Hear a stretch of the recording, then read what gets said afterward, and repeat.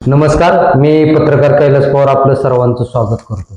मी एक अतिशय गंभीर विषयावर आज एका व्यक्तीची चर्चा करतोय. महाराष्ट्रात असेल किंवा देशात असेल अनेक आपण प्रकरणं पाहिली आहेत आणि ते अशाच एक प्रकरणामध्ये बाप किती निर्भय किंवा अतिशय खालच्या दर्जाला जातो हे अनेक उदाहरण आपण पाहिलेत. किंवा मुलगा व्यसनी झाल्यावर आईवडिलांना किती दुःख वेदना देतो, खालच्या दर्जाला जातो, हे बी आपण उदाहरणं पाहिले. पण पोटच्या लेकराला व्यसनमुक्ती केंद्रामध्ये 3-3 वर्ष संपत्तीपासून बेदखल करण्यासाठी डांबून ठेवत असत तर ह्याला कोणीतरी वाचच फोडली पाहिजे. आता दुसरी बाजू आपण पाहत असताना दुसरी बाजू पाहणार आहे. काही मंडळी म्हणतील की दुसरी बाजूही बघितली पाहिजे, तर दुसरी बाजू बघताना आमचा हा मुलाखतीचा व्हिडिओ पाहिल्यानंतर समोरच्या व्यक्तींनी त्यांनी त्यांची बाजू मांडण्यास हरकत नाही, त्यांनी समोर येऊन बाजू मांडली पाहिजे. अशा अनेक गोष्टी आहेत महाराजात. आता सध्या महाराष्ट्रामध्ये अनेक बंधुबाबांचा भांडाफोड होत आहे. मग अशा गोष्टीला व्यसनमुक्ती केंद्र महाराष्ट्रामध्ये असतील, अंधश्रद्धा निर्मूलन असेल, मानवाधिकार संघटना असेल, ह्याच्या नावाखाली मोठा 2 नंबरचा धंदा ब्लॅकमेलिंग चालू आहे.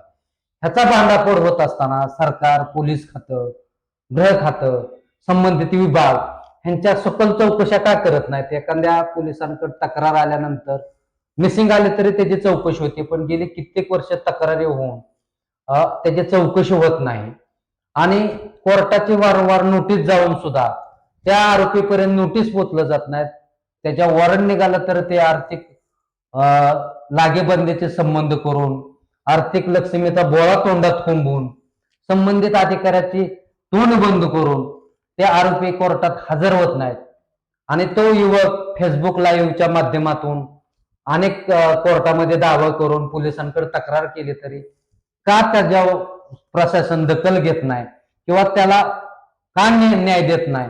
अशाच एका पीडित युवकाला आपण भेटणार आहे. आपल्या सोबत आहेत निरंजन गुजर म्हणून एक पीडित व्यक्ती आहे आणि त्यांच्याशी आपण चर्चा करणार आहे. नेमकं काय घडलंय त्यांच्या जीवनात आणि इतका अन्याय का सहन केलाय? ही व्यक्तीने जीवाचं बरं वाईट करून घेतल्यानंतरच प्रशासनाला खडबडून जाग येणार आहे का, वा परत गुन्हे दाखल होणार आहे आणि मग न्याय मिळणार आहे का? नेमकं काय आहे प्रकरण? आपण जाऊन आपलं संपूर्ण नाव सांगा. आमच्या चॅनल मध्ये प्रथम आपलं स्वागत आहे. धन्यवाद. आपण फेसबुक लाईव्ह केले, कोर्टामध्ये न्याय दिलेला आहे, अनेक सामाजिक संघटना असतील, काही राजकीय पक्षाचे नेते असतील, त्यांनी आपल्याला इंदापूरमध्ये आधार दिला ना आज आपण इंदापूरमध्ये आम्ही तुमच्या ह्या अन्यायाला वाचा फोडण्यासाठी किंवा तुमची बाजू मांडण्यासाठी आलेलो आहे. जर तुम्ही चुकत असला तर प्रशासनाने तुमच्यावर सुद्धा कारवाई करावी. बरोबर. असं व्हिडिओ बघितल्यानंतर लोकांना वाटेल किंवा लोक म्हणतील की बाप चुकत नाही, मुलगा व्यसनी आहे, दारोडा आहे किंवा अनेक गोष्टी बघताना लोक म्हणतील मुलांची चूक आहे. तर लोकांनी बाजू समजून घ्यावी आणि त्यानंतर प्रतिक्रिया द्यावी. तर आपलं नेमकं काय घडलं प्रकरण? आयुष्यात फार जीव द्यायची वेळ आली किंवा न्यायच मिळत नाही, नेमकं काय सुरुवात कुठून झाली? ऍक्च्युली विषय असा आहे, माझे आई वडील दोघेही सरकारी नोकरदार होते. आईचे 2017 साली निधन झाल्यानंतर तिची जी काही स्वकष्टार्जित कमवलेली संपत्ती आहे, त्याच्यामध्ये फ्लॅट्स असतील, जमीन असेल, FD, बँक बॅलन्स, दागिने जे काही आहे ते एकतर्फी बळकवण्यासाठी माझी बहीण अमृता गुजर व तिचा जो काही प्रियकर होता सत्यराज ननावरे यांना हे सर्व बळकवायचं होतं. आणि यांच्या पाठीवरती माझ्या मामाचा म्हणजे माझ्या आईचा जो भाऊ होता शशिकांत कानडे, ह्याचा सगळा हा जो डाव होता त्याच्या मुलीशी लग्न न केल्यामुळे तिथून खरं या प्रकरणाला सुरुवात झाली. आणि जो काही अन्याय अत्याचार माझ्यावर करण्यात आलेला आहे ह्याच्यामध्ये मला दारूचं व्यसन किंवा अंमली पदार्थांचं व्यसनही नसताना वडील एकनाथ गुजर यांच्यावर पूर्णपणे अमृता व सत्यराज यांनी दबाव ठेवून एक मानव अधिकार संघटना आहे सुनील हनुमंत काकडे, शिवाजीनगर पुणेमध्ये त्यांचं ऑफिस होतं, तिथून हा सगळा खेळ झालेला आहे. आणि Sachin Ashok Salve Right Step Foundation हे व्यसनमुक्ती केंद्र आहे ते त्यांचे मित्र आहेत. एखाद्याला जर बेकायदेशीर मार्गाने संपत्तीतून आई वडिलांच्या किंवा कुठल्याही प्रॉपर्टीतून बेदखल करायचं असेल तर ही संघटना सुनील काकडे यांचं कमिशन ठरलेलं असतं, ते सचिन साळवेंना देतात. सचिन साळवे संबंधित व्यक्ती व्यसनी असेल निर्व्यसनी असेल, आता व्यसनमुक्ती केंद्राचा मालक म्हटल्यावरती समोरच्या व्यक्तीने व्यसन केलेलं आहे का नाही किंवा तो दारू प्यायलेला आहे का नाही हे तपासणीचा एक मीटर असतो किंवा ब्लड टेस्ट असतात, बऱ्याच गोष्टी असतात. पण ह्या व्यक्तीने मी दारूचं व्यसन केलेलंही नसताना 29 मे 2022 रोजी नवी मुंबई घनसोली परिसरातून मला बेकायदेशीर मार्गाने उजव्या कमरेवरती गुलीचं इंजेक्शन देऊन उचलून नेलेलं आहे. सर्वात महत्वाचं, जर मला दारूचं व्यसनच नव्हतं तर त्यांच्या व्यसनमुक्ती संस्थेचा माझ्या नावाने फॉर्म कसा भरण्यात आला? माझे वडील, माझी बहीण अमृता व तिचे पती सत्यराज नानावरे हे कोथरूड पुणे शहर या भागात राहत होते. मग नवी मुंबई घनसोली भागामध्ये जी काही प्रॉपर्टी पुण्यातील बेकायदेशीर मार्गाने आईच्या नावावर असणारी सुनील हनुमंत काकडे या व्यक्तीने अमृता व सत्यराज नानावरे यांच्या नावावर वळवून दिली आणि हे मला एका ठिकाणी त्यांनी लव्ह मॅरेज सुद्धा लोहगाव परिसरात मला 9 महिने डांबून ठेवून साध्य केलेलं आहे. आणि हे सगळं नवी मुंबई घनसोली परिसरात मला समजल्यावर पुन्हा खोटा बनाव रचून सुनील हनुमंत काकडे ह्या व्यक्तीने खोटा बनाव रचून माझ्या पत्नीच्या आईंना बेकायदेशीर मार्गाने तिथं 70 लाखाचा फ्लॅट देण्यात आलेला. जर पुण्यामध्ये आपलं सगळं आहे, सर्व घरं असताना नवी मुंबई घनसोली परिसरामध्ये फ्लॅट घेऊन देण्याचा संबंधच नव्हता. तुमची आई किती साली निधन झालं आईचं? 17 ऑगस्ट 2017. आणि त्यानंतर तुमचं लग्न कुठल्या मुलीशी लावून दिलं? माझं लग्न हे वास्तविक माझी आई मीनाक्षी एकनाथ गुजर हिने जून 2017 रोजीच जमवलं होतं आणि हे लग्न जमवल्यानंतर दुर्दैवाने 2 महिन्यातच तिला कार्डियक अटॅकने तिचं निधन झालं. म्हणजे हे सांगत असताना मी प्रेक्षकांना सांगू इच्छितो की ह्यांची स्वतः बहीण यांनी प्रेमविवाह केला आणि त्या प्रियकरणाने बहिणीने त्यांना भावाला संपत्तीतून कोट्यवधी रुपयाच्या बेदखल करण्यासाठी हा सगळं कट कारस्थान रचलंय असा सख्या भावाचा आरोप आहे. माणूस बहीण असावं म्हणतं पाठीशी किंवा पाठीवर बहीण असावं की बहिणीला वाटतं भाव असावं राखी बांधण्यासाठी. रक्षाबंधनाच्या नात्याला सुद्धा काळीमा फासणारी या आरोपातून घटना समोर येते. त्यानंतर जे तुमच्यावर महिला लग्न केलंय असं आमच्या सूत्राकडून माहिती मिळेल की मोठं रॅकेट आहे, श्रीमंत लोकांची मुलं हुडकायची, लग्न करायची, त्यांची संपत्ती वळखायची, असा ह्यांचा उद्योग आहे का? तुमची पत्नी, सासू, तुम्ही आता ऍक्च्युली जो तुमच्यापर्यंत चर्चा आलेली आहे ती खरी सत्य आहे. कारण जे माझं लग्न जमवण्यात आलं 2017 साली त्या माझ्या पत्नीच्या आई उषा सत्यवान शिंदे व त्यांचे मेहुणे म्हणजे त्यांच्या बहिणीचे मिस्टर तुकाराम शिंदे जे आहेत त्यांनी हे लग्न जमवलं होतं. लग्न जमवताना त्यांनी अशी माहिती दिली होती की ज्या पत्नी बरोबर माझं लग्न जमवलंय तिचा घटस्फोट झालेला आहे, तिच्या नवऱ्याकडनं तिचा प्रचंड छळ झालेला आहे आणि माझे जे सख्खे सासरे आहेत म्हणजे माझ्या पत्नीचे वडील हे बाहेरगावी असतात, ते अपंग आहेत आणि ते काही लक्ष देत नाही आणि माझ्या पत्नीच्या आईचा सांभाळ करत नाही अशी आम्हाला माहिती देण्यात आलेली. गरीब घरातली मुलगी आहे त्याच्यामुळे माझ्या आईने विचार केला तुझ्याही आयुष्यात आधी वाईट घडलेलं आहे, आपल्या नव्याने संसार सुरू कर असं सांगण्यात आल्यानंतर माझं आईचं निधन झाल्यानंतर वडील एकनाथ गुजर यांनीच 16 ऑक्टोबर 2017 रोजी आळंदीमध्ये हे लग्न लावून दिलं. माझे जे काही घटस्फोट झाला होता पहिला आई वडिलांनी लग्न लावून दिलेलं सर्व पेपर त्यांना दाखवले. त्यांच्याकडून आपण कुठल्याही स्वरूपाचा हुंडा घेतलेला नाही, कुठलाही खर्च घेतलेला नाही, तसंच बाळंतपण असेल किंवा काय किंवा अशा कुठल्याच त्यांच्याकडनं आपण स्वीकारलेलंही नसताना हार्डली 2 महिन्यात असं समजलं सर मला की एक इथे ह्याच गावामध्ये तिच्या मावस भावाचं लग्न होतं आणि तिथे गेल्यानंतर तिच्या पहिल्या पतीच्या नात्यातील काही व्यक्तींनी मला त्या लग्नात पाहिलं आणि लग्नात पाहिल्यानंतर ही गोष्ट तिकडे गेली आणि अचानक त्या माझ्या पत्नीच्या म्हणजे पूजा निरंजन गुजर हिच्या वडिलांचा मला त्यावेळेस डिसेंबर ते जानेवारी 2018 मध्ये कॉल आला आणि मला त्यांनी सविस्तर माहिती विचारली की तुम्ही हे लग्न केलंच कसं आणि ज्या व्यक्तीशी माझ्या पत्नीचा पहिला विवाह लावून दिला होता तो व्यक्ती माझ्या सासऱ्यांच्या बहिणीचा मुलगा होता आणि त्याला हे माहितच नव्हतं की माझं पूजा हिच्याशी लग्न लावून दिलेलं आहे आणि ते माझ्यावरती कोर्टामध्ये केस दाखल करणार होते आणि पत्नीच्या आईंकडूनही या प्रकरणाची माझ्यापासून दिशाभूल करण्यात आली होती. म्हणजे तुम्हाला फसवून विवाह केला? हो हो. बर, ती प्रॉपर्टी जी फ्लॅट होता हो तो फ्लॅट तुम्हाला लग्नात वडिलांनी राहण्यासाठी नवी मुंबई घनसोली इथे दिलता. नाही.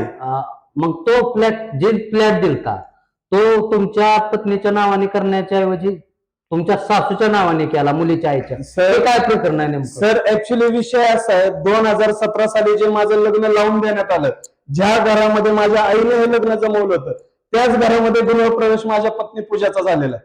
बरोबर. त्याच्यानंतर माझ्या मुलाचा जो जन्म आहे, तुमच्याकडे मी डॉक्युमेंट्स दिलेले आहेत, मुलाचा जो जन्म दाखला सुद्धा ह्याच्यामध्ये आहे, तो जन्म दाखला सुद्धा कोथरूड परिसरातील आहे. माझ्या पत्नीचं जे काही गरोदरपण असेल, बाळंतपण असेल किंवा जो काही माझ्या मुलाचा जन्म झाला हे सर्व कोथरूड परिसरात झालेले. आणि त्याच्यानंतर मुलगा वारस आला, म्हणजे घरामध्ये वारस आला, आणि वडिलांचं असं मत होतं की ज्यावेळेस माझ्या बहिणीचं म्हणजे अमृताचं लग्न लावून दिलं जाईल त्याच्यानंतर काय असेल ते आईच्या नावावर जे काही पेंडिंग आहे ते तुमच्यामध्ये वाटप करून देऊ. त्याच्यानंतर बहिणीकडून जी काही कटकारस्थानं झाली, ज्या घरामध्ये लग्न करून आम्हाला राहत होतो वडिलांसोबत, त्या घरातनं बाहेर हाकलण्यात आलं. बराच अन्याय अत्याचार घडलेला आहे, वेळ खूप जाईल त्याच्यामध्ये. आता मला एक प्रश्न विचारायचा, सख्खी बहीण आणि तिचा प्रियकर मिळून तुम्हाला मारहाण करणं, खोट्या पोलिसात तक्रारी करणं, तुम्ही व्यसनी आहे, वडिलाला मारहाण करता, अशा आरोपी, हे कधीपासून सुरू झाला आणि त्यात तुमचा डोळाही निकामी झालाय, अपंगत्व आलं, नेमकं हे काय प्रकरण? ऍक्च्युली हे सगळं प्रकरण खरं चालू झालं ते 2011 साली. कारण माझा जो मामा आहे, आईचा भाऊ, त्याची इच्छा होती की मी त्याच्या मुलीशी लग्न करावं. कारण त्याचा माझ्या आई वडिलांच्या प्रॉपर्टीवर डोळा होता. वडील सेंट्रल गव्हर्नमेंटमध्ये, आई क्रीडा खात्यामध्ये होती. त्याच्यामुळं आणि त्याची जी मुलगी होती त्यांच्याबरोबर माझी लग्न करण्याची इच्छा नव्हती. तिथून हे सगळं प्रकरण सुरू झालं. त्याच्यानंतर आई वडिलांनी तुम्हाला आतमध्ये व्यसन केंद्रात दाखल केल्यानंतर काय काय करायला लावलं, कसं आणणं, कसं काय तुम्हाला जेवण, कसं पद्धतीची, कसं व्यसन दूर होण्यासाठी केलं, काय नेमकं? 29 मे 2022 रोजी पहाटे 3 वाजता जे मला घेऊन जाण्यात आलं नवी मुंबई घनसोली परिसरातून, त्यावेळेस ह्यांच्या ह्या कटामध्ये पत्नीचे आई, पत्नीचे जे सासूचे जे मेहुणे तुकाराम शिंदे आणि उषा सत्यवान शिंदे यांच्या संगनमताने हा प्रकार झाला. ज्यावेळेस मला नेण्यात आलं त्यावेळेस सर्वात प्रथम माझं मुंडन करण्यात आलं, टक्कल करण्यात आलं. मला प्रचंड आतमध्ये मारहाण झाली. जे संस्थाचालक आहेत सचिन साळवे, त्यांच्याबरोबर तिथला स्टाफ होता सुरेश गोसावी, लोकेश कुट्टी, यांच्याकडून मला प्रचंड मारहाण करण्यात आली. मी गांगरून गेलो होतो की माझी चूक नसताना मला अशा ठिकाणी परत का आणलं. आणि ते झाल्यानंतर दुसऱ्या दिवशी मला संडास घासायला लावले. संडास घासायला लावल्यावरती मी आरडाओरडा करायचो की मला मुलाची आठवण येत होती. अचानक मला मुलापासून, पत्नीपासून तोडण्यात आलं होतं, त्यामुळे मला काही सुधरत नव्हतं. आणि मी आरडाओरडा केला की सचिन साळवे खाली यायचे, त्यांच्याकडे काय जे असेल इंजेक्शन काढायचे ते द्यायचे, मारायचे. सकाळचा बळजबरीने योगा पिरियड असतो तिथं, त्या योगामध्येही अंगावरचे कपडे काढायचे, नाचायला लावायचे, नाचून दाखव म्हणायचे. आणि जो तिथला स्टाफ आहे, मालिश कर, कुठं काय कर, असं गेले 8 ते 9 महिने माझ्याकडून करून घेतलं त्यांनी. मी मध्येच थांबवतोय. ज्या व्यक्तीवर मी बोलतोय त्या व्यक्तीने मला खाजगीमध्ये सांगितलं की हा व्यसनमुक्ती केंद्रातला सचिन साळवे नावाचा इसम मालक, हा मालिश करताना प्रायव्हेट पार्टला सुद्धा मालिश करण्याचा प्रयत्न करून घेत होता. ही काय नेमकं जरा शब्द कोड आहेत, कारण का आता आताच्या युगामध्ये काही शब्द आम्हाला सुद्धा कोड वापरावं लागतात, मुलाखतीमध्ये ते घ्यावं लागतात. कारण का काही व्यक्ती 6 महिन्यात 7 महिन्यात जन्मलेल्या आहेत ना, त्या आमच्या व्हिडिओला किंवा बघून एकतर्फी पत्रकारांवर टीका टिप्पणी करणे किंवा कमेंट करणे अशा गोष्टी करतात. त्यामुळं आम्हाला सुद्धा काही शब्द त्या पत्रकारितेला सोडून बोलावं लागतात. का तर अशा व्यक्ती ह्या गोष्टी करतात, म्हणून आम्हाला त्या शब्दाकडे जावं लागतं. तर हे काय प्रकरण आहे नेमकं, मालिशाच्या नावाखाली असे प्रकार करणे? सर ऍक्च्युली ह्याच्यामध्ये विषय कसा आहे, हे जे मालिश वगैरे करणं किंवा ज्या गोष्टी होत्या त्यांनी ह्या हेरल्या होत्या की बाबा हा काहीतरी करू शकतो. आणि आतमध्ये मला डांबून ठेवल्यामुळं आतमध्ये माझ्या हाताला काय काम नसायचं. सतत मुलाचे, पत्नीच्या डोक्यात विचार यायचे आणि इथून मला बाहेर कसं पडता येईल हे सुधरत नव्हतं. तर काही व्यक्तींनी सचिन साळवेंपर्यंत पोहोचवलं की त्या माणसाला बोलता व्यवस्थित येत आहे, कामाला परफेक्ट आहे, डोकं चांगलं आहे, मालिश वगैरे चांगली करतो. तर ही गोष्ट सगळी समजल्यानंतर सचिन साळवेंनी एकदा मला त्यांची मालिश करायला बोलवलं. ते म्हणायचे मी जिमला जायचो, मी खूप मोठा पैलवान आहे, म्हणून त्यांनी पूर्ण बॉडी मालिश माझ्याकडनं करून घेतली. आणि त्याच्यानंतर 2-3 दिवसांनी म्हणे की तू खूप हुशार आहे, जरी तुझ्या घरच्यांकडनं अन्याय झाला असेल, तू जरी व्यसन नसला करत तर मी तुला खूप पुढे नेईल आणि तू माझ्या संस्थेसाठी काम कर आणि तुला मी ह्यातनं बाहेर काढेल. तुला जर डोक्याला काम दिलं तर आतमध्ये तू सडणार नाहीस असं मला सांगण्यात आलं. त्याच्यानंतर त्यांनी माझी राहण्याची व्यवस्था लगेच चेंज केली. तिथून ज्या बिल्डिंग मध्ये मला ठेवण्यात आलं होतं तिथं टेरेस होतं, त्या टेरेसच्या एका रूम मध्ये मला ठेवण्यात आलं. मी ती तुम्हाला प्रश्न विचारला त्याचाच की खुलासा देतो. मालिशच्या की नावाखाली ते रात्री अपरात्री मला घरातून फॅमिली मधून बाहेर यायचे, 12 असतील 1 वाजले असतील, यायचे मालिश करायला सांगायचे आणि कधी कधी पर्सनल पार्टला सुद्धा मला मालिश करून दे आणि ही गोष्ट तू कोणाला बोलू नको, मला खूप त्रास होतोय, मी आजपर्यंत कोणावर विश्वास टाकला नाही, माझ्यानंतर माझी ही सगळी संस्था मी तुला चालवायला हवेत असं मला सांगून मला ब्लॅकमेल केलं जायचं. आणि आतमध्ये जर ह्या व्यक्ती जे काय मला सांगत आहे तसं जर मी वागलो नाही तर आतमध्ये मला सडावं लागेल आणि आतल्या स्टाफचा मला मार खावा लागेल. दोन्हीकडून मी कोड्यामध्ये होतो, बाहेरही पडू शकत नव्हतो, जवळ मोबाईल नाही. ह्या ही परिस्थिती म्हणजे ती आठवली ना तरी सुद्धा अंगावर माझ्या आता काटा येतो. आता तुम्ही भावनिक होऊ नका. मी प्रेक्षकांना सांगू इच्छितो किंवा प्रशासनाला सांगू शकतो, जी व्यक्ती माझ्यावर मुलाखत देते किंवा चर्चा करते त्याची व्यथा मांडते, तुम्ही दोन्ही बाजू चौकशी. ही व्यक्ती जरी खोटं बोलत असेल किंवा त्याला न्याय मिळत असेल किंवा ती खोटं बोलून त्यांच्यावर आरोप करत असेल तर ह्या माणसाची चौकशी हो, त्याची चौकशी हो. जो दोषी असेल त्याच्यावर कारवाई, ह्या दोषी असेल तर ह्याच्यावर कारवाई हो, ते दोषी असतील तर त्याच्या. पण सुनील काकडे आणि सचिन साळवे ह्या दोन्ही व्यक्तींवर त्यांच्या संस्थेची सखोल चौकशी होऊन यांच्यावर कारवाई व्हावी. नेमकं काय चाललंय आता अनेक जणांना असा अन्याय होतोय तुम्ही बोलताना बोलला. आता माझ्यासारख्या 6 ते 7 व्यक्ती तिथं आहेत आणि मी माझं स्वतःच सांगतो की आज मी तुमच्या समोर आहे, मी आध्यात्मिक मार्गातून चाललेलो आहे, माळकरी आहे. मला दारू, गांजा, चरस, ड्रग्ज जे काही कागद तुमच्याकडे आहेत, जे व्यसनच नाही म्हणजे मी ते स्पर्शच केलेला नाही, ते कुठं मिळतं कितीला मिळतं तेही मला माहित नाही, तेही नसताना माझ्या नावाने त्या सचिन साळवे ह्या व्यक्तीच्या व्यसनमुक्ती केंद्राचा पहिली गोष्ट फॉर्मच कसा भरला गेला. हा फॉर्म कोणी भरला, वडिलांनी, बहिणीने का त्याचा प्रियकर?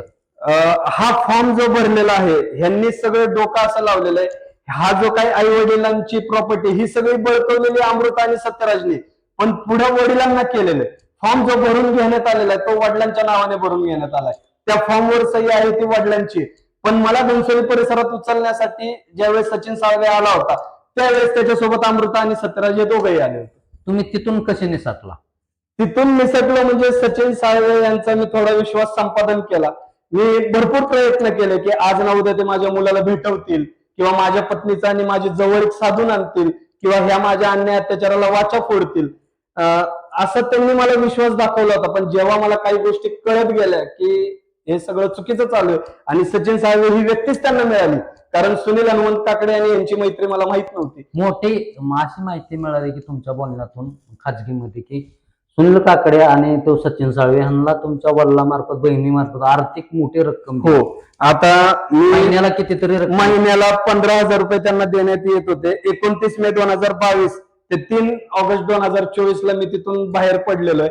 तोपर्यंत विचार करा तुम्ही, कॅल्क्युलेशन करा 15,000 रुपयाने किती होतात. ही माझी तिथली रक्कम आहे. माझ्या परस्पर किती घेण्यात आलेले आहेत त्याचा मला अंदाज नाही, पण त्याचा जर हिशोब काढला तर तो 5,30,000च्या पुढे जातो.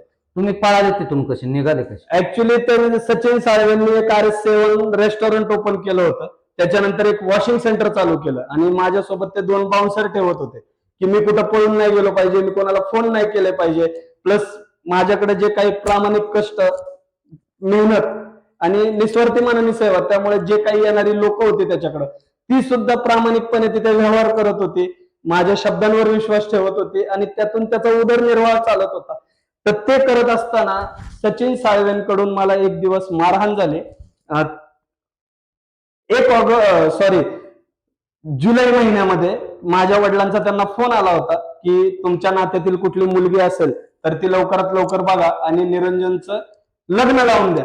आता तुम्ही सांगा, लग्न म्हणजे भाजीपाला नाही. आज मला एक मुलगा झालेला आहे आणि सचिन साळवेंना जेव्हा मी काही विषय काढायचो त्यावेळेस जिथं मला काम द्यायचे तिथून उचलायचं आणि पुन्हा जिथं ते पेशंट ठेवतात त्याच्यामध्ये मारहाण करायचे. आणि तुला जर असे दिवस काढायचे असतील तर तू सतत बायकोची आठवण काढायची, जर तुला बायकोचा तुझ्या मुलाचा विषय सोडून द्यायचा असेल तर तुला काम करायची संधी मिळेल. अशा सिच्युएशनला मी कसं जगायचं होतं तुम्हीच नाही निवडा. तिथून निघाले कसे तुम्ही? निघालो म्हणजे ज्या वेळेस हे सगळं मला कळालं, त्यांचा केरळला डॉग शो होता, तर त्या डॉग शोला गेल्यानंतर तेथील जे स्टाफ होता नंदू मानमोळे व सुरेश गोसावे यांनी ते गेल्यानंतर माझ्या या डोळ्यांना गोळ्या चालू आहेत. त्याला सुद्धा मला पैसे दिले जात नसायचे आणि संडासमध्ये मला जेवण करायला लावलं. तू सच्याचा कुत्रा आहे असे तसे मला शब्द उच्चार झाले नंदू मानमोळे व सुरेश गोसावींकडून.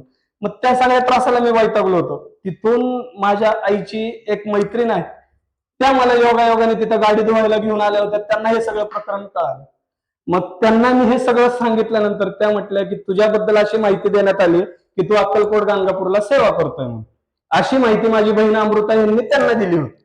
मग जर मी अक्कलकोट गाणगापूरला सेवा करत होतो तर मी सचिन साळवेकडे 3 वर्ष का सडत होतो? मग हे सगळं मला गोड बंगाल कळालं. माझ्या बायकोला, माझ्या मुलाला माझ्या आयुष्यातनं बेकायदेशीर मार्गाने यांनी काढलेलं आहे. तिला लालच म्हणून.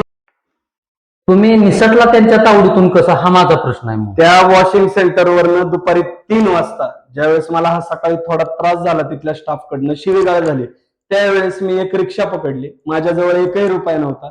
मी पुणे शहरातीलच एका माझ्या आईच्या नात्यातील व्यक्तीकडे गेलो.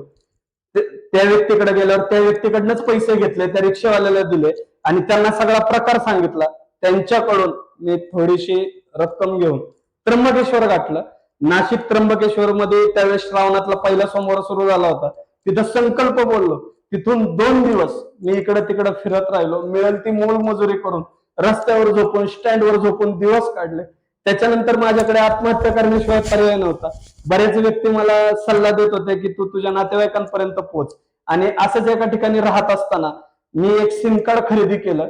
खरेदी केल्यावर मला एक फोन आला, उत्तम नगर पोलीस स्टेशन मधनं फोन आला की माझ्या विरुद्ध मिसिंग कंप्लेंट देण्यात आली.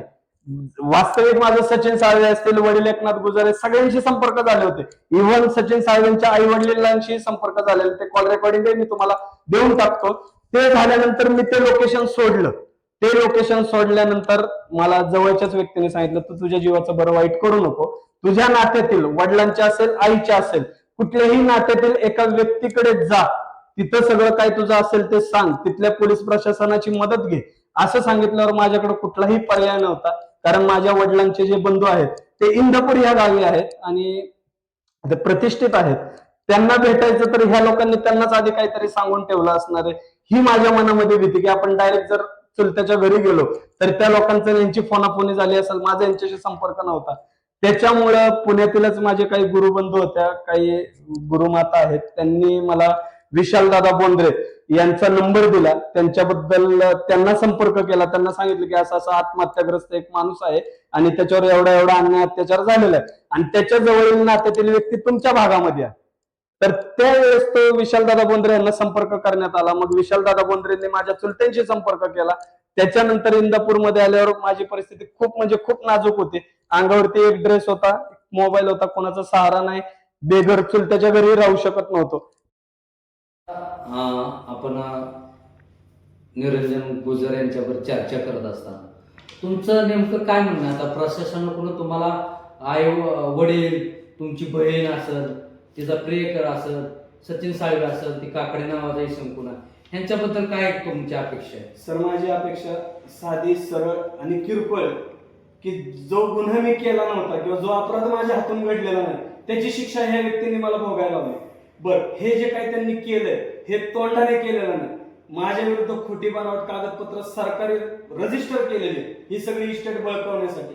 त्याच्यामध्ये मला व्यसनी दाखवलंय, मनोरुग्ण असल्याचं खोटं बनावट सर्टिफिकेट सचिन साळवे यांनी त्यांना मिळवून दिलंय. प्लस पोलीस स्टेशनला जो गुन्हा माझ्या हातून घडलाच नाही किंवा मी आई वडिलांवर जीवघेणे हल्लेच केले नाही ते सुद्धा तसं रंगवण्यात आलेलं आहे. माझ्या मुलाचा जन्म झाल्यापासून मी माझ्या मुलाला स्वतः ठार करण्याचा प्रयत्न करेल कसा तसं सुद्धा दाखल केलं. म्हणजे ती झोप येत नाही रात्रीचे मला ते सगळं वाचल्यावर. आता तुमची काय माझी अपेक्षा एवढीच आहे, न्याय व्यवस्था व पोलीस प्रशासनाकडून ह्या सर्व प्रकरणाची गांभीर्याने दखल घेऊन मी जरी खोटा बोलत असेल किंवा मी जर खोटा निघालो तर माझ्यावर सर्वप्रथम कारवाई करण्यात यावी. आणि जर माझं हे सगळं सत्य आहे तर त्या व्यक्तींवर गुन्हा दाखल करून जी काही माझ्या डोळ्याची दृष्टी घालवण्यात आलेली आहे, जे काही बेकायदेशीर मार्गाने मला बेघर करण्यात आलं आणि जो माझा मुलगा ज्याच्यासाठी मी आज तडफडतोय त्याची आणि माझी भेट तुमच्या सगळ्यांच्या कायदेशीर मार्गाने पोलीस प्रशासनाच्या मदतीने घडवून आणावे व खरंच मी व्यसनी आहे का, खरंच मला अंमली पदार्थांचे, ड्रग्ज, गांजा, चरस, दारूचे व्यसन आहे का, ह्याची चौकशी करण्यात यावी. की एवढे कागद एखाद्या व्यक्तीविरुद्ध खोटे, ते पण सरकारी शिक्का असलेले जर तयार होत असतील तर मी न्याय व्यवस्थेवर पण पटकन माझा विश्वास कसा बसेल. नेमकं हे प्रकरण ज्यावेळेस माझ्याकडे आलं, माझ्यावर चर्चा केली, मी गेले कित्येक दिवस झाले ह्या घटनेवर थोडासा माझ्या पद्धतीने अभ्यास करत आहे किंवा चौकशी करत आहे. त्यानंतर माझ्याकडे इतके मोठ्या कागद हाती लागलेले आहेत.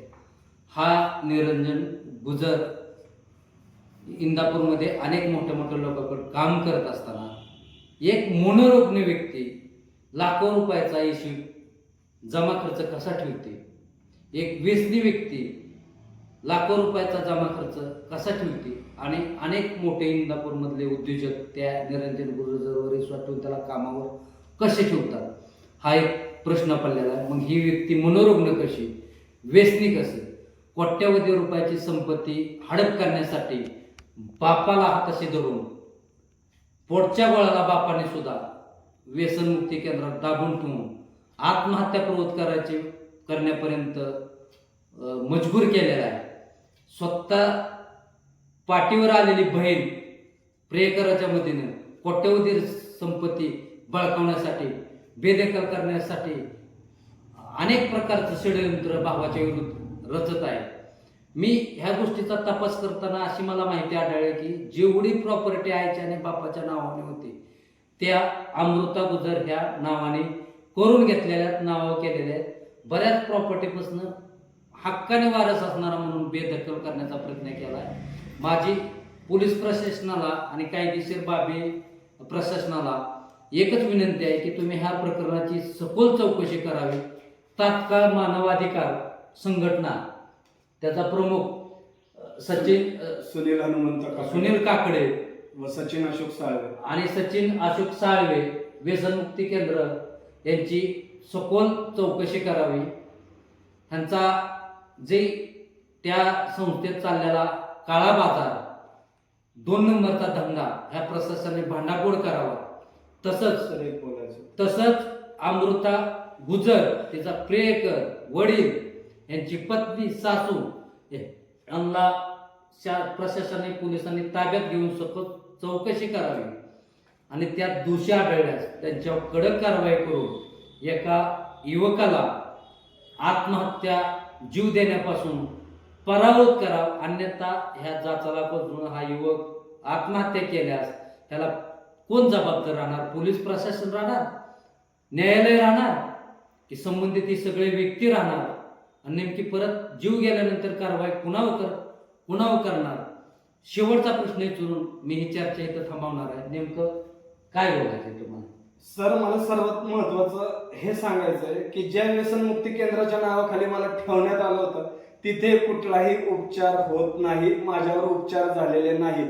आणि जे काही अर्ज माझ्या हाती लागले, जे माझ्या पत्नीच्या नावाने करण्यात आले, बहिणीच्या नावाने करण्यात आले, त्यात हे सचिन साळवेंचं मेंटल हेल्थ केअर असं कागदपत्रे दाखवण्यात आलंय.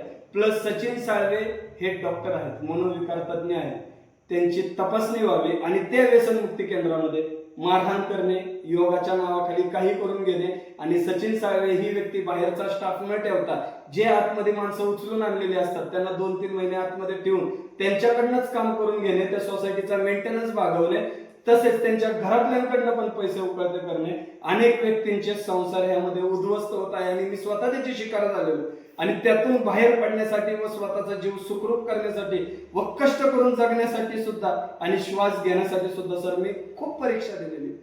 तुम्हाला आता काही एका मुस्लिम समाजाच्या व्यक्तीने सुद्धा फोन करून धमकी दिली, ते काय प्रकरण आहे नेमकं? सचिन साळवे यांचा जो व्यवसाय, जी व्यक्ती आता सांभाळत आहेत, right Step foundation, Golewadi, Sinhagad, पायथा, जुनेद सिद्दीकी त्या व्यक्तीचं नाव आहे.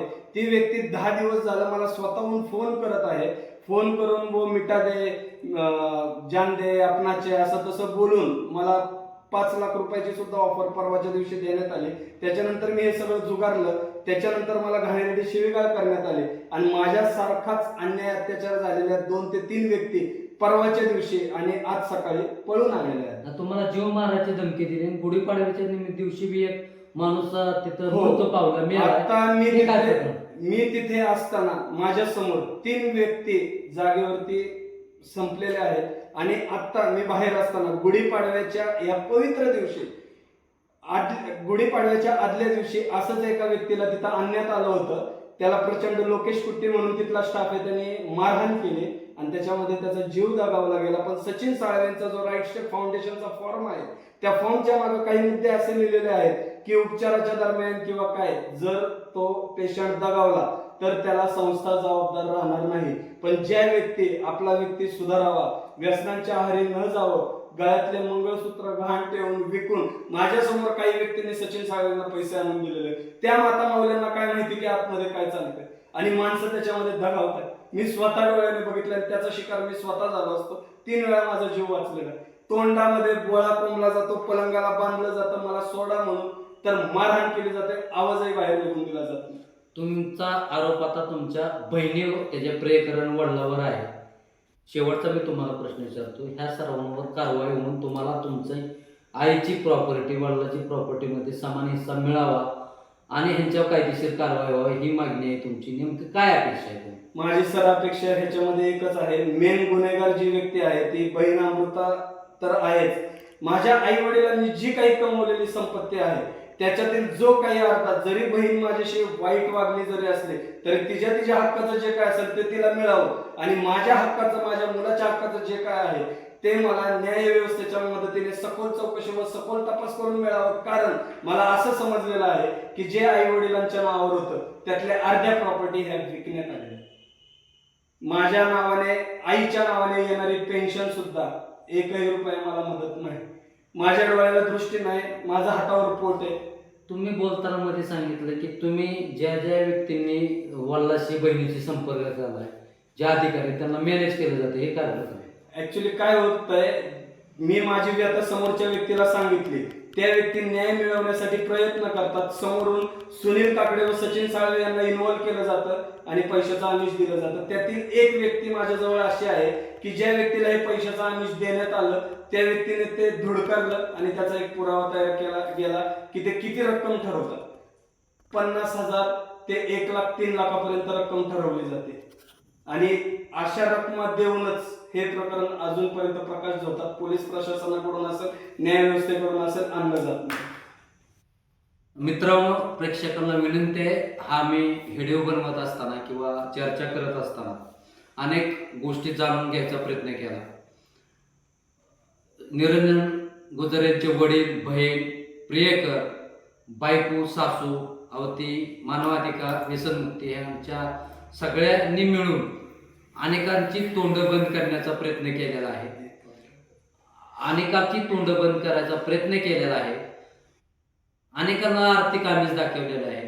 कारण गडगंज संपत्ती असल्यानंतर काय होतं, पण ह्या मुलाखतीतून एका स्वतःच्या मुलाला संपवायचा आणि त्याला आत्महत्या प्रवृत्त करण्याचा प्रयत्न केला गेलाय. नेमकं आता पोलीस प्रशासन ह्याला कसं न्याय देते, न्यायालय कसं न्याय मिळतोय, ह्या व्यक्तीला न्याय मिळतोय का, ही व्यक्ती आपलं जीवन संपवते ही येणारा काळच ठरवेल. मी इथंच थांबतोय. दुसऱ्या भागात आपण सविस्तर अजून चर्चा करू.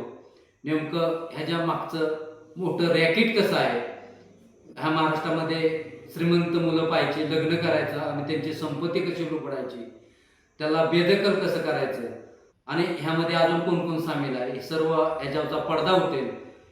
आजच्या पुरतं इथंच थांबतो. धन्यवाद. कैलास पवार, इंदापूर. त्याच्यानंतर ते म्हटले आमचा काही रोल नाही याच्यामध्ये, त्याच्या वडिलांनी आम्हाला पाठवले.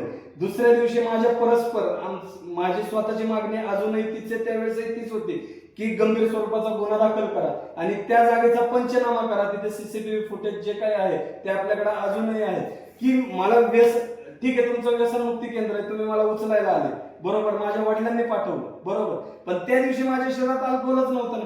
मी दारूचं व्यसनच करत नाही, तर तुम्ही माझ्या नावाचा संस्थेचा तुमच्या फॉर्म कसा काय भरून घेतला? बरं, मिसिंग कंप्लेंट केली होती तर पोलीस स्टेशन म्हणजे मध्ये थांबवतो मी तुम्हाला. व्यसनमुक्तीचे कामगार किंवा ते संस्थेचं चालय पुण्याहून इंदापूरला ह्या व्यक्तीला इथं तपास काढून उचलण्यासाठी घेऊन हातपाय बांधून नेऊन परत डांबण्यासाठी इथे आले. खोटे पोलीस आहेत म्हणून बनाव करतात. हे प्रकरण कुठं नेमकं चाललंय, कशा पद्धतीचं चाललंय आणि काय घडतंय नेमकं? व्यसनमुक्ती केंद्रात व्यसनापासून मुक्त करण्याऐवजी 2 नंबरचे धंदे चालू करून असे उद्योग करतात का? आज जनतेपुढे मोठा प्रश्न पडलाय. तर आता पुढे एक गंभीर स्वरूपाची घटना येणार आहे. अजून नेमकं काय घडलं या प्रकरणात आपण बघणार आहे. त्यानंतर तुम्ही इंदापूर न्यायालयात दावा दाखल केला, इंदापूर पोलीस स्टेशनला केलाय, पुण्यामध्ये केलं, अनेक तक्रार केल्या. तुम्हाला नेमकं पोलीस अधिकारी न्याय काय मिळत नाही? नेमकं काय प्रॉब्लेम आहे? कारण मी जर पोलीस प्रशासनाकडे न्याय मागायला गेलो तर सुनील हनुमंत काकडे आणि सचिन साळवे यांनी एवढं खतरनाक डोकं लावलेलं आहे की प्रत्येक ठिकाणी माझ्या वडिलांच्या, माझ्या पत्नीच्या नावाने पोलीस प्रशासनामध्येच खोटे अर्ज दाखल करून ठेवले. माझ्या नावाच्या 6 NC कॉपी, मी कोथरूड परिसरातच गेलेलो नाही ना, मुंबई परिसरात गेलो तरी माझ्या NC तयार झाल्यात कागद तुमच्याकडे. आपण ही सगळी कागद मी प्रेक्षकांना सांगेन, ही जी आता माझ्या हातात कागद आहेत ना, ही इंदापूर न्यायालयात असलेला दावा आहे. पुणे इथं पोलीस स्टेशनला पोलीस अधिकाऱ्यांनी केलेल्या तक्रारी आहेत, इंदापूर पोलीस स्टेशनकडे केलेल्या तक्रारी आहेत, अशा अनेक तक्रारी आहेत. मग एक अशा अपेक्षा होती की महिला आयोग आहे, महिलांवर अन्याय झाल्यानंतर महिलांकडे आयोगाकडे दाद मागितली जाते. मग पुरुषांवर अन्याय झाल्यानंतर पुरुष आयोग असावा असं वाटत नाही का तुम्हाला? नेमकं इतक्या तक्रारी, आता हे भलं मोठे कागद आहेत, अजूनपर्यंत काय आहे? पोलिसांनी दोन्ही, समजा पत्नी असेल, सासू असेल, वडील, बहीण समोरासमोर बसून हा वाद खरा आहे का खोटा मिटवून का कारवाई केली? ते समोरच येत नाही नको. बरं, मी आज 2 वर्ष झाले इंदापूर शहरामध्ये कष्ट करून जगतोय, त्यांच्याकडून मला कुठलाही संपर्क नाही. बरं, मी त्यांना संपर्क करावा तर माझ्या विरुद्ध ऑलरेडी एवढे अर्ज खोटे बनावट पुणे कमिशनर ऑफिस असेल, मुंबई पोलीस आयुक्तालय असेल दाखल झाले की मी पत्नीला फोन करून शिवीगाळ करतो, तिला घरी जाऊन मारहाण केली. वास्तविक माझ्या जीवाला धोका आहे. 4 वर्ष मी या व्यक्तींपासून एवढं भोगलंय, म्हटलं मी त्यांच्या समोर जाईल कसा? आता किती वर्ष झालं पत्नी तुमच्यापासून दूर आहे किंवा काय नेमकं भेट फोन कुठं काय? 29 मे 2022 पासून आजच्या तारखेपर्यंत मी माझ्या पत्नीपासून वेगळा आहे. आणि 29 मे 2022 रोजी सचिन साळवे यांनी जे काही मला उचलून नेलं त्याच्या आदल्या दिवशी म्हणजे 28 मे 2022 पर्यंत माझी पत्नी पूजा, माझा मुलगा विहान, आमचे संपर्क खूप चांगले होते. माझा जो काही पत्ता आहे नवी मुंबई घनसोली परिसरातला, त्या तारखेचा पोलीस प्रशासनाकडूनही तपास करण्यात यावा. अहो, नजर सुद्धा लागणार नाही असा आमचा संसार चालू होता. आमच्यात कुठलंही भांडण नव्हतं, फक्त वाद एकच झाला होता की पुणे शहरामध्ये आईच्या नावावर सगळे फ्लॅट असताना घनसोली परिसरामध्ये तुझ्या माहेरी तू माझ्या वडिलांकडून 70-80 लाख रुपये घेऊन तुझ्या आईच्या ऐकण्यावरून फ्लॅट इथं का घेतला, एवढाच वाद होता. दुसरा काही वाद नव्हता. आता ह्या तुमच्या 3-4 वर्षामध्ये तिच्याशी संपर्क झाला का काय? मी काय आहे? मागच्या वर्षी दिवाळीमध्ये निर्लज्ज होऊन माझ्या मुलासाठी एक नवरा, एक बाप या नात्यापोटी कर्तव्य म्हणून माझ्या पत्नीला फोनही केला होता. त्यामध्ये तेही रेकॉर्डिंग आपणास मी देईल. त्याच्यामध्ये तिच्याकडून मला अरेकार्यामध्ये शिवीगाळ झालेली आहे, तुला खूप अश्लील भाषेमध्ये बोलण्यात आले. तसंच 3 ऑगस्ट 2024 रोजी जो हा प्रकार घडला माझ्यासोबत, त्यावेळेस इंदापूर पोलीस प्रशासनातील अधिकारी आहे, त्यांनी माझ्या वडिलांना सांगितलं की हे तुम्ही चुकीचं करताय, त्याच्या मुलाचं आणि त्याचं बोलणं करून द्या. त्यावेळेस मी माझ्या पत्नीला पहिला फोन लावला, माझ्या मुलाला दाखव असं सांगितलं, कारण पोलीस प्रशासनातील अधिकाऱ्यांनी सांगितलं. व्हिडिओ कॉल केला. व्हिडिओ कॉल केल्यानंतर मी बोलतोय तर ती म्हणे मुलगा तुम्हाला ओळखत नाही. म्हटलं ह्याला कारणीभूत कोण? त्याच्यानंतर तिने माझ्या मुलावर कॅमेरा फिरवला. नंतर म्हटलं मी पोलीस स्टेशनला जाईल की तुम्हाला मुलगा दाखवत नाही म्हणून. तर तिने मुलावर फिरवला. डायरेक्ट माझा मुलगा मला बोलला की मी म्हटलं अरे विहान बाळा, मी पप्पा आहे तुझा, तुम्ही खोटं बोलू नका, माझे पप्पा देवाघरी गेलेले आहे, माझ्या मम्मीला फोन करून त्रास देऊ नका. असं ऐकल्यावर कुठल्याही व्यक्तीला पुन्हा त्या पत्नीला फोन करायची इच्छा होईल. आतापर्यंत संपर्क झाला नाही का काय? संपर्क मी स्वतःहून मागच्या दिवाळीमध्ये एकदा केलेला, त्याच्यानंतर नाही. आता तुम्ही विशालदादा बोंद्रे इंदापूरमध्ये शिवसेनेचे मोठे पदाधिकारी आहेत. मोठं नाव आहे त्यांचं, त्यांनी तुम्हाला आधार दिला. इंदापूर नगर परिषदेचे गटनेते सध्याचे अनिल पवार यांनी सुद्धा तुम्हाला आधार दिला. नेमकं काय त्यांनी कशी मदत केली? ऍक्च्युली विशालदादा बोंद्रे यांच्याकडे मी माझं आयुष्य संपवण्यासाठीच खरं आलो होतो. मी त्यांनाही फसवून इंदापूर शहर सोडणार होतो, कारण माझा त्यांच्याकडनं एक वैयक्तिक स्वार्थ असा होता की माझे चुलते जे आहेत इंदापूर शहरातील दत्तात्रय गुजर यांची माझी त्यांनी भेट घडवून द्यावी. आणि हे सगळं केल्यानंतर मी एवढं भोगलेलं की मला आयुष्य जगायची इच्छा नाही, आत्महत्या करावी की एवढा मला त्रास झालेला आहे सर. त्याच्यामुळं त्यांनी मला आत्महत्येपासून परावृत्त केलं, एक जगण्याची उमेद दिली. पोलीस प्रशासनातील बऱ्याच अधिकाऱ्यांबरोबर त्यांनी माझी ओळख करून दिली, माझी सर्व खात्री केली. खात्री केल्यानंतर माझ्या हाताला काम दिलं. काम दिल्यानंतर अनिल अण्णा पवार जे आहेत त्यांच्याशी माझी त्यांनी भेट घडवली की काही दिवस तू त्यांच्याकडे काम कर. त्याच्यानंतर माझ्याकडे अन्न वस्त्र निवारा काहीच नव्हता, कोणाचा आधारही नाही, जीवालाही धोका. त्या परिस्थितीमध्ये एक हक्काचं घर दिल्यासारखं ह्या व्यक्तींनी मला सहकार्य केलं. त्याच्यानंतर आता दुसऱ्या ठिकाणी मी करत आहे, पण विशालदादा बोंद्रे असतील, अनिल अण्णा पवार असतील, काही पत्रकार बंधू असतील, पोलीस प्रशासनातील अधिकारी असतील, इव्हन तुम्ही स्वतः आहात त्याच्यामध्ये. नमस्कार. ब्रेक नंतर मी तुमचं सर्वांचं स्वागत करतोय. इंदापूरमध्ये विशालदादा बोंद्रे असतील, यांनी सर्वांनी तुम्हाला, अनिल अण्णा पवार असतील, यांनी मदत केली. त्यानंतर आता तुम्ही न्यायालयांमध्ये दावा दाखल केलेला आहे.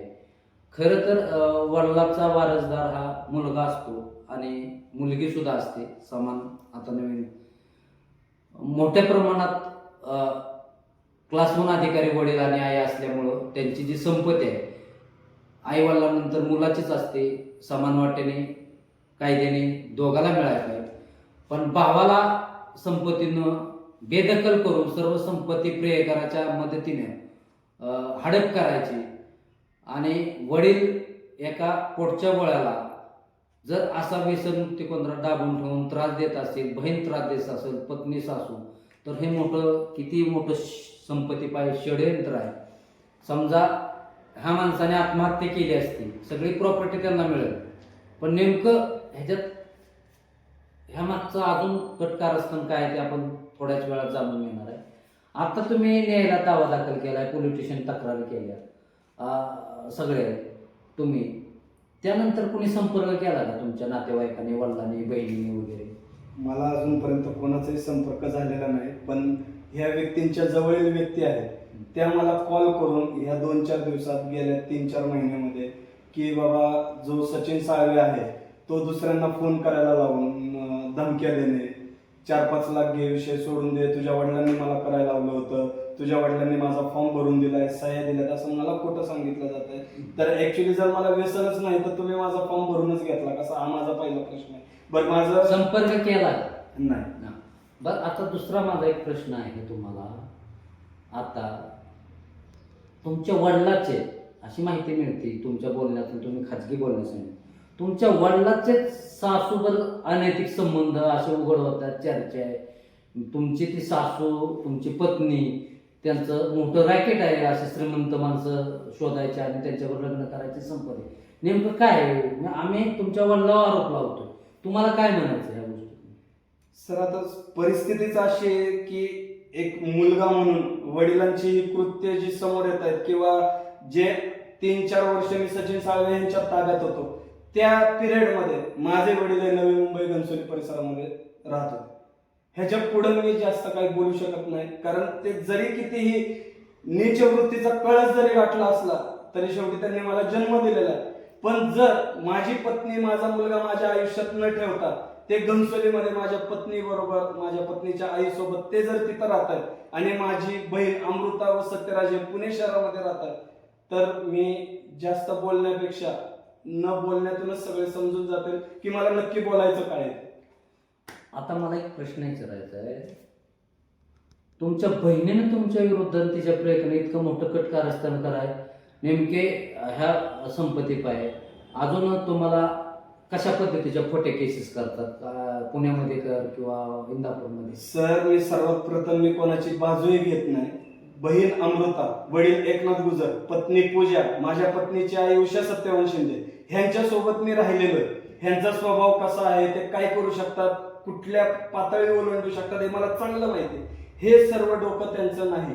ह्यांना हे जे डोकं दिलेलं आहे हे फक्त पैसे कमवण्यासाठी सुनील हनुमंत काकडे आणि सचिन साळवे यांचं कारस्थान आहे. आणि ह्याच्यामध्ये जे मेन रोल आहे तो अमृताईच आहे, की तिला हे सगळं बळकवायचं होतं, पण त्यातून किती जणांनी पैसा कमवलेला आहे हे माझ्या प्रकरणामध्ये उघड होण्यासारखं विषय. पण तुम्ही आता आरोप बहिणीवर करत असताना तुमचे वडील बी दोषी आहेत तेवढे त्या ते आहे की तुम्हाला सांगतो की ह्यांना करायचं काय होतं, एक गुन्हा पचवण्यासाठी किंवा एक विषय करण्यासाठी ह्याच्यामध्ये किती जणांनी हात धुवून घेतला. ना पण तुमचे वडील क्लास 1 अधिकारी असताना हे पाऊल का उचलतात बहिणीचं, तिच्या प्रियकराचं, बायकोचं? कारण ज्यावेळेस माझ्या आईचं निधन झाल्यानंतर ह्यांचा जो काही हा खेळ चालू झाला होता, ज्या मला खोट्या नोटीस यायला लागल्या होत्या वडिलांच्या नावाने, वडिलांचं माझं बॉन्डिंग मित्रासारखं होतं, तसे कॉल सुद्धा आहेत, मी त्यांची बाजूही घेत नाही.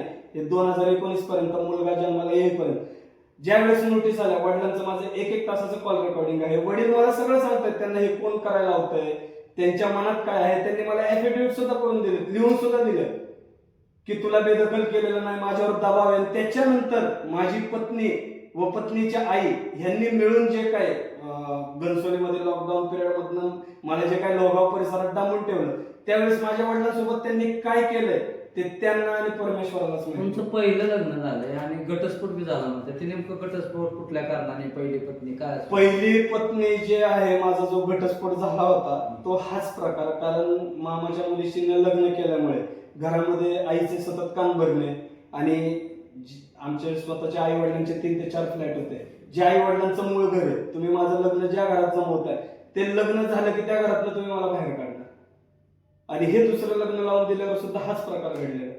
आणि माझी पत्नीची आई यांच्या विरुद्ध सुद्धा वडील एकनाथ गुजर यांच्या नावाने 2000 आपण निरंजन गुजर यांच्यावर चर्चा करत असताना तुमचं नेमकं काय म्हणणं? आता प्रशासनाकडून तुम्हाला आई वडील, तुमची बहीण असेल, तिचा प्रियकर असेल, सचिन साळवे असेल, ती काकडे नावाचा इसम कुणा, ह्यांच्याबद्दल काय तुमची अपेक्षा आहे? सर, माझी अपेक्षा साधी, सरळ आणि किरकोळ, की जो गुन्हा मी केला नव्हता किंवा जो अपराध माझ्या हातून घडलेला नाही त्याची शिक्षा ह्या व्यक्तींनी मला भोगायला लावली.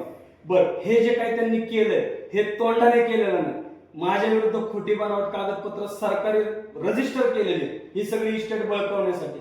त्याच्यामध्ये मला व्यसनी दाखवलंय, मनोरुग्ण असल्याचं खोटं बनावट सर्टिफिकेट सचिन साळवे यांनी त्यांना मिळवून दिलंय. प्लस पोलीस स्टेशनला जो गुन्हा माझ्या हातून घडलाच नाही किंवा मी आई वडिलांवर जीवघेणे हल्लेच केले नाही ते सुद्धा तसं रंगवण्यात आलेले. माझ्या मुलाचा जन्म झाल्यापासून मी माझ्या मुलाला स्वतः ठार करण्याचा प्रयत्न करेल कसा तसं सुद्धा दाखल केलं.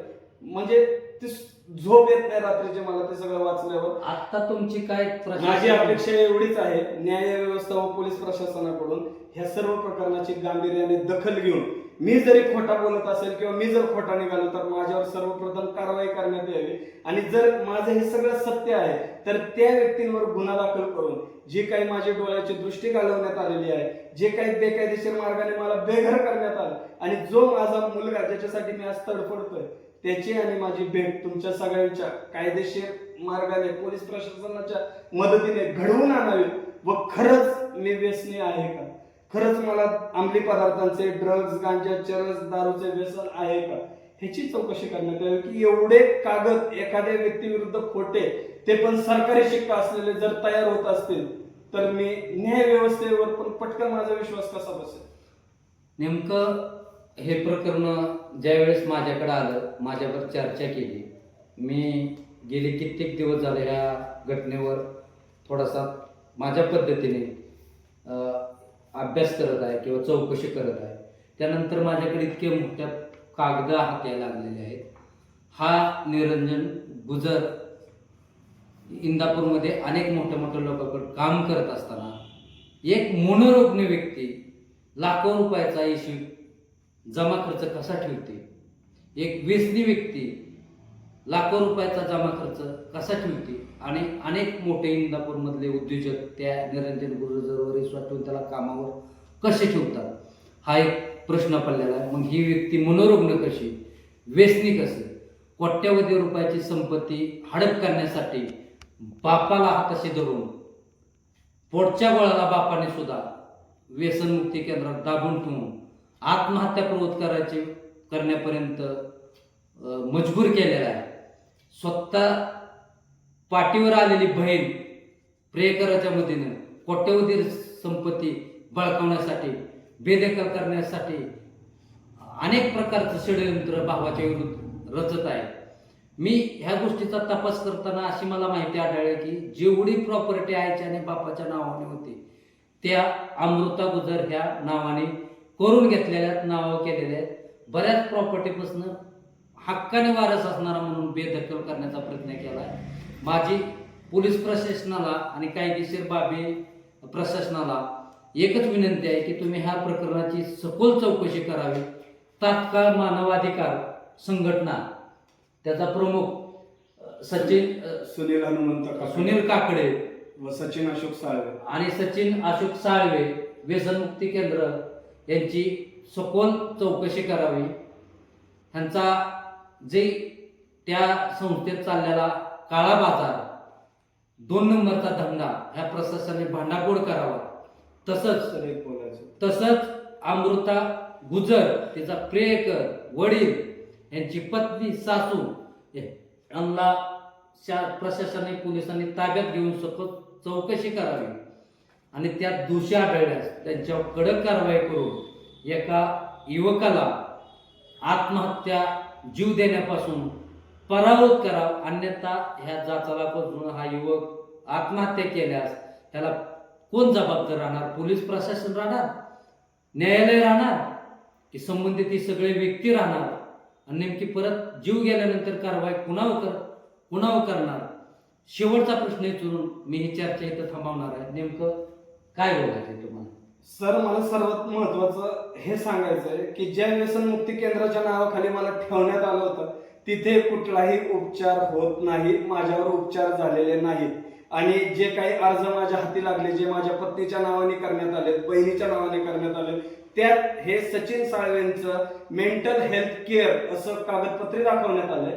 प्लस सचिन साळवे हे डॉक्टर आहेत, मनोविकार तज्ज्ञ आहेत, त्यांची तपासणी व्हावी आणि त्या व्यसनमुक्ती केंद्रामध्ये मारहाण करणे, योगाच्या नावाखाली काही करून घेणे आणि सचिन साळवे ही व्यक्ती बाहेरचा स्टाफ न ठेवता जे आतमध्ये माणसं उचलून आणलेली असतात त्यांना 2-3 महिने आतमध्ये ठेवून त्यांच्याकडनंच काम करून घेणे, त्या सोसायटीचा मेंटेनन्स भागवणे, तसेच त्यांच्या घरातल्यांकडनं पण पैसे उकळते करणे.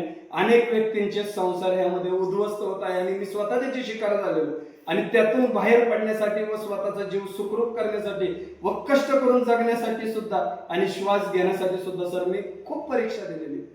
तुम्हाला आता काही एका मुस्लिम समाजाच्या व्यक्तीने सुद्धा फोन करून धमकी दिली, ते काय प्रकरण आहे नेमकं? सचिन साळवे यांचा जो व्यवसाय, जी व्यक्ती आता सांभाळत आहेत, right Step foundation, Golewadi, Sinhagad, पायथा, जुनेद सिद्दीकी त्या व्यक्तीचं नाव आहे.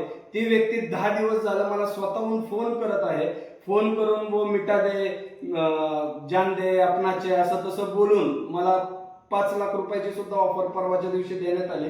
त्याच्यानंतर मी हे सगळं जुगारलं. त्याच्यानंतर मला घाणेरडी शिवीगाळ करण्यात आली आणि माझ्यासारखाच अन्याय अत्याचार झालेल्या 2 ते 3 व्यक्ती परवाच्या दिवशी आणि आज सकाळी पळून आलेल्या आहेत. तुम्हाला जीव मारायची धमकी दिली. गुढीपाडव्याच्या दिवशी बी एक माणूस तिथं हो. मृत्यू पावला. आता मी तिथे असताना माझ्या समोर 3 व्यक्ती जागेवरती संपलेल्या आहेत आणि आता मी बाहेर असताना गुढीपाडव्याच्या या पवित्र दिवशी, गुढीपाडव्याच्या आदल्या दिवशी असंच एका व्यक्तीला तिथं आणण्यात आलं होतं.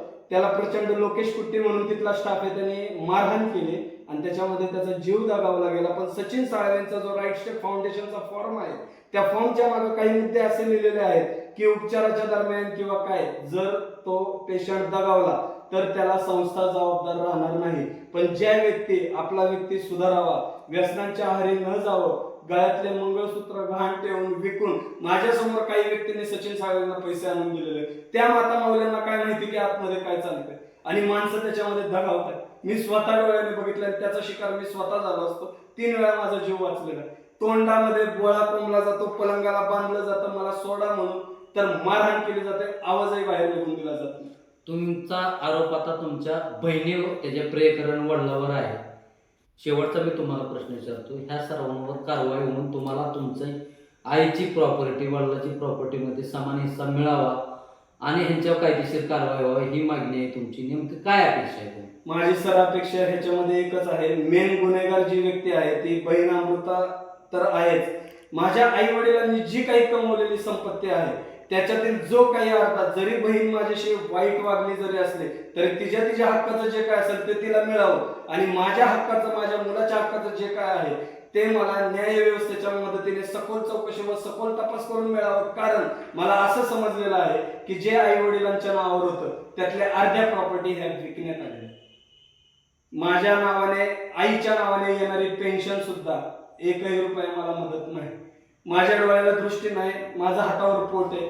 तुम्ही बोलताना मध्ये सांगितलं की तुम्ही ज्या व्यक्तींनी वडिलांशी बहिणीशी संपर्क झालाय, ज्या अधिकारी त्यांना मॅनेज केलं जातं, हे काय होतं? ऍक्च्युली काय होतंय, मी माझी व्यथा समोरच्या व्यक्तीला सांगितली, त्या व्यक्ती न्याय मिळवण्यासाठी प्रयत्न करतात, समोरून सुनील काकडे व सचिन साळवे यांना इन्व्हॉल्व केलं जातं आणि पैशाचं आमिष दिलं जातं. त्यातील एक व्यक्ती माझ्याजवळ अशी आहे की ज्या व्यक्तीला हे पैशाचं आमिष देण्यात आलं त्या व्यक्तीने ते धुडकारलं आणि त्याचा एक पुरावा तयार केला गेला की ते किती रक्कम ठरवतात. 50,000 ते 1,03,00,000पर्यंत रक्कम ठरवली जाते आणि अशा रक्कमा देऊनच हे प्रकरण अजूनपर्यंत प्रकाश झोतात पोलीस प्रशासनाकडून असेल, न्याय व्यवस्थेकडून असेल, आणलं जात नाही. मित्रांनो, प्रेक्षकांना विनंती आहे, हा मी व्हिडिओ बनवत असताना किंवा चर्चा करत असताना अनेक गोष्टी जाणून घ्यायचा प्रयत्न केला.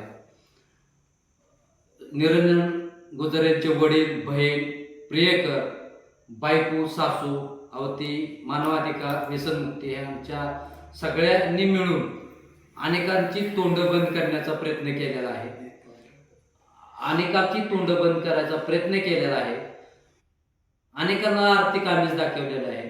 कारण गडगंज संपत्ती असल्यानंतर काय होतं, पण ह्या मुलाखतीतून एका स्वतःच्या मुलाला संपवायचा आणि त्याला आत्महत्या प्रवृत्त करण्याचा प्रयत्न केला गेलाय. नेमकं आता पोलीस प्रशासन ह्याला कसं न्याय देते, न्यायालय कसं न्याय मिळतोय, ह्या व्यक्तीला न्याय मिळतोय का, ही व्यक्ती आपलं जीवन संपवते, ही येणारा काळच ठरवेल. मी इथंच थांबतोय.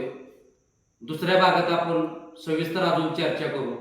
नेमकं ह्याच्या मागचं मोठं रॅकेट कसं आहे, ह्या महाराष्ट्रामध्ये श्रीमंत मुलं पाहिजे, लग्न करायचं आणि त्यांची संपत्ती कशी लुबडायची, त्याला बेदखल कसं करायचं आणि ह्यामध्ये अजून कोण कोण सामील आहे, हे सर्व ह्याच्यावरचा पडदा उठेल. आजच्या पुरतं इथंच थांबतो.